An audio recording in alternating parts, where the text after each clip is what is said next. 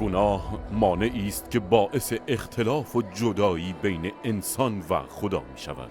اگر انسان‌ها مسئول اعمالشان هستند و مرتکب گناه می‌شوند، پس چرا خداوند به جای اینکه از آنها انتظار داشته باشد که نسبت به اعمالشان پاسخگو باشند، نجات می‌دهد؟ خداوند محبت است و زندگی بخش است. او انسان‌ها را خلق کرده تا از لحاظ روحانی با صمیمیت با او در ارتباط باشند، اما انسان انتخاب کرد که برخلاف خواسته خداوند عمل کند و گناه کرد و ما این گونه از خداوند سرچشمه زندگی جدا شدیم. گناه مثل ویروس نسل به نسل منتقل شد، بین نسل بشر پخش شد و انسانها را از خدا و یکدیگر جدا کرد. خداوند از طریق پیامبرانش با آنها صحبت کرده، دستورات و فرصتهای جدیدی داده تا از قانونش پیروی کنند، اما انسانها همیشه سر باز زدند. گناه نتیجه جدا کردن خود از خداوند است که سزای آن مرگ است. از آنجایی که خداوند کاملا عادل است، نمیتوانست به همین سادگی گناهان بشر را نادیده بگیرد و ببخشد.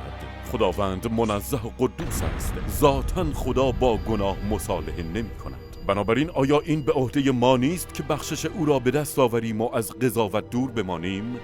مشکل اینجاست که انسان‌ها نمی‌توانند دستورات خداوند را حفظ کنند. ما نمی‌توانیم بدون گناه زندگی کنیم و قادر نیستیم خود را رها سازیم. اینطور به نظر می‌رسد که همه ما محکومیم، مگر اینکه خدا نخواهد مخلوقاتش بمیرند.